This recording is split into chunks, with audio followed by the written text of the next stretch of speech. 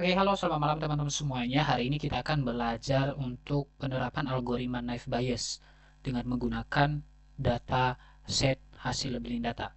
Nah, jadi teman-teman di video ini kamu akan belajar bagaimana melakukannya dengan beberapa versi ya. Tapi di sini saya akan jelaskan dalam versi 1 dulu.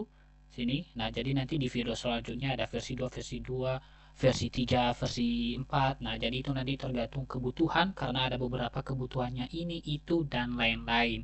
Nah, seperti biasa teman-teman, jangan lupa di subscribe dulu, jangan lupa di komen, jangan lupa untuk di share ke teman-teman kalian.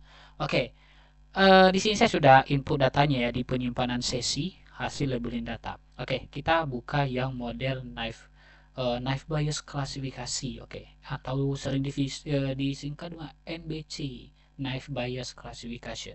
Oke, kita lihat. Nah, pertama nanti teman-teman kita akan menghitung apa yang kita hitung ini ya, menghitung probabilitas prior. Nah, nanti silakan baca datanya dulu. Kemudian di bawah ini kita akan hitung jumlah sampelnya dan jumlah sampelnya juga nanti. Nah, jadi kita hitung, cara hitungnya itu sentiment count per total sampel. Total sampel itu keseluruhan per setiap sentimen. Nah, jadi hasilnya adalah seperti ini. Untuk sentimen positif 0,6, netral 0,1, negatif 0,14. Nah, habis itu di knife bias itu kita akan menghitung probabilitas bersama. Nah, jadi nanti teman-teman yang belum tahu apa aja yang dihitung di algoritma knife bias itu nanti silakan dicari, ada banyak di Google. Nah, di sini kita akan mengubah dulu ke vektor, kemudian kita melakukan transfer datanya ke bentuk token, kemudian kita akan mendapatkan fitur kata-katanya. Di sini kita akan mengubahnya lagi ke frekuensi, ke label sentimen. Nah, di sini kita akan menghitung frekuensi token tersebut. Habis itu nanti kita melihat frekuensi setiap itunya, tokennya. Kemudian kita akan menghitung probabilitas bersamanya dengan rumus seperti ini. Frekuensinya kemudian dibagi dengan total frekuensi, maka kita akan mendapatkan nanti hasilnya seperti ini. Nah, di hasilnya nanti dia akan bagi berdasarkan itu ya, eh, probabilitasnya ini kan RR. Nah, kok hasilnya nggak seperti ini. Nah, jadi teman-teman nanti kalau ekspor datanya itu banyak banget. Nah, jadi yang muncul cuma seperti ini aja dulu. Oke, kalau anda buka data besarnya kelihatan. Oke, kita akan lanjut ke next, berikutnya itu menghitung kondisional daripada data kita. Kita masukkan datanya lagi seperti biasa tadi, kita akan frekuensinya, tapi di sini total frekuensi di sini ya. Total menghitung total frekuensi token setiap sentimen, itu positif, negatif, dan netral. Nah, baru habis itu adalah menghitung probabilitas kondisionalnya. Nah, jadi nanti dia akan baca frekuensi positifnya plus 1 dibagi total positifnya plus length feature-nya. Oke, setiap sentimennya sama juga dengan ini, negatif dan netral. Nanti baru menampilkan hasilnya. Oke, kita lihat hasilnya lagi. Oke, nah seperti ini hasilnya. Oke, kita akan lanjut, baru kita masuk ke klasifikasi ke ini ya, knife bias klasifikasi. Nah, ini adalah ke knife biasnya, kita akan melatih modelnya. Ini kita run yang kita perlukan ya. Oke, nah, tapi sebelum itu teman-teman saya akan buka dulu ya, mengenai nih sebentar ya. Sebelum kita masuk ke itunya,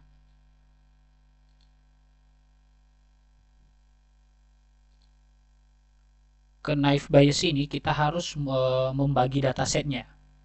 Kita akan membagi datasetnya. Di sini saya akan tambah ya. Oke, karena ini harus perlu, kita akan membagi datasetnya terlebih dahulu untuk masuk ke modelnya.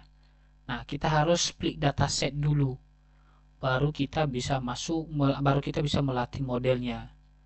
Oke, ini kita tambahkan di sini ya. Tadi saya lupa, soalnya nggak bisa di run sampai ke bawah nanti. Oke, ini kita hapus ya ini. Oke, nah sekarang saya akan membaca data dari hasil labeling tadi. Nah, data kita ada 1918 ya. Nah, saya mau mengetahui informasinya di dalam sekaligus drop data yang kosong.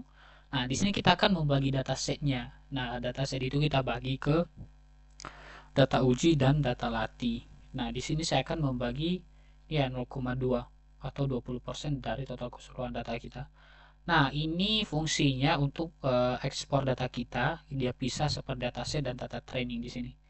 Nah, kalau kita melihat di sini kita di run aja ini jumlahnya ya. Nah, kalau kita mau buat plot nanti seperti ini diagramnya ya. Nah, jadi untuk data trainingnya itu 1534, data testingnya itu 384. Itu yang kita gunakan adalah nanti data testing ya. Di sini kita gunakan data testing. Nah, jadi di beberapa video nanti di versi berikutnya kita akan latih data testingnya dan data trainingnya juga. Nah, jadi teman-teman biar bisa lihat. Nah, tapi di sini saya akan menggunakan data testing ya. Oke. Nah, ini saya akan membuat convert factorization ya untuk mengubah ke vektor.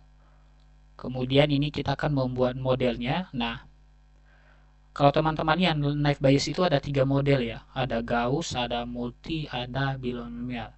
Nah, di sini ini saya pakai titiganya. Ini Gauss, kemudian saya mau melatih model untuk multi, melatih model Bernoulli.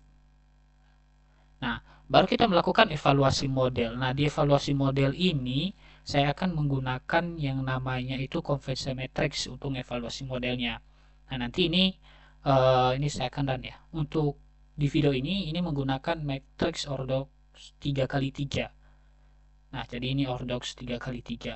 Nah, kemudian di sini saya akan menampilkan masing-masing daripada plot itu ya. Oke. Pertama untuk Gauss ini adalah conversion matrixnya ya. Plotnya ini, kemudian ini multi, habis itu ini yang Bernoulli. Oke.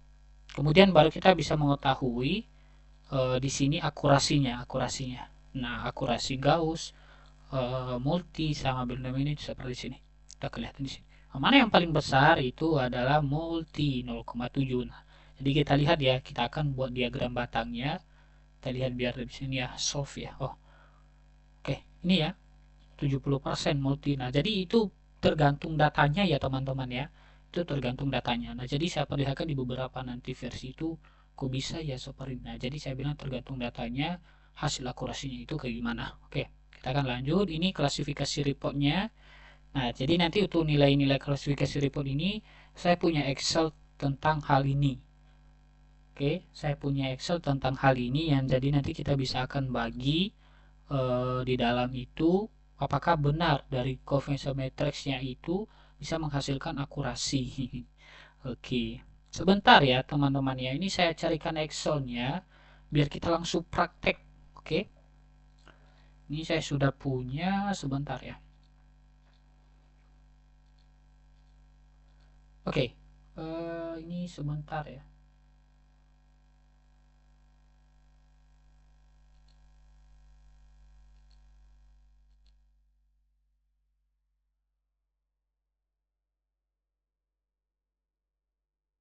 Oke, nah jadi teman-teman kalau sudah lihat seperti ini, Excel seperti ini, nah jadi saya akan melihat di sini teman-teman. Ini ya, saya akan mengambil nih conversion matrix yang mana ya. Oke, saya ambil yang bagian Gauss ya. Ini saya copy image, kemudian saya paste di perhitungan naive Bayes ya. Oke, di sini saya akan paste. Nah, ini yang akan kita hitung, kita masukkan ke dalam Excel ini. Nah, ini saya udah buatkan hitung-hitungannya. Jadi sini 18, kemudian di bawahnya 12, ini 29, kemudian 17, di bawahnya 43, kemudian 99, habis itu 27, di sini 27, 112. Oke. Jadi ini adalah akurasinya 0,4. Ini hasilnya 0,4. Nah, kemudian 18, 43, 122. Oke, nah jadi kita lihat hasilnya daripada ini apa tadi ya? Ini tadi Gauss ya. Nah, jadi kita mau melihat berapa hasil Gauss. Nah, hasil Gauss. Oke. Nah, kalau kita lihat di sini Gauss itu adalah 0,45 atau kalau dipersenkan itu 4,5%. Nah, jadi kalau kita lihat di Excel yang kita buat tadi itu nilainya adalah 0,45. Bagaimana kalau dibawa ke persen? Tinggal gini aja, kemudian set, ini kita ubah ke persen, jadi 45%. Nah, udah terbukti bahwa itu sudah benar. Nah, perhitungan ini udah sama semua aja teman-teman. Nah, ini seperti klasifikasi report tadi yang teman-teman lihat di bagian ini ya. Sebentar saya buka lagi. Nah, kalau teman-teman lihat di bagian klasifikasi report tadi, ini yang ini Gauss, kok bisa dapat nilai ini, precision ini, akurasinya, makronya. Nah, jadi sudah ada semuanya di sini, di Excel ini. Nah, cara perhitungannya. Jadi tinggal pakai aja, tinggal masukin gini-gini. Nah, jadi kalau melihat rumusnya, nah tinggal gini aja, tinggal ikuti sam. Nah, ininya seperti apa? Kok bisa dapat itu? Nah, seperti itu. Nah, segampang itu untuk melakukan penerapan algoritma naive Bayes dengan menggunakan model evaluasi coefficient matrix ya. Oke, cukup sekian teman-teman. Semoga video ini dapat membantu kalian. Jangan lupa di subscribe.